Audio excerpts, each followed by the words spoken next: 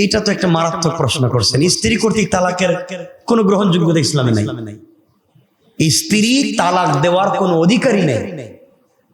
স্ত্রী পৃথিবীতে কোনোদিন স্বামীকে তালাক দিতে পারবে না। কথা বলছেন?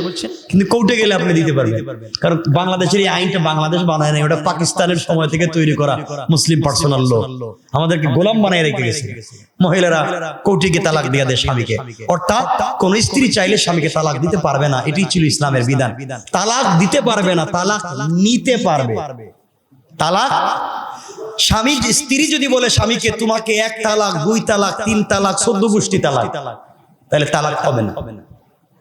স্ত্রী যদি বলে তোমার পক্ষ থেকে স্বামী আব্দুল্লাহ বা স্বামী বল্টু মিয়া, তোমার পক্ষ থেকে আমি স্ত্রীর উপরে তালাক নিলাম, তাহলে তালাক হবে।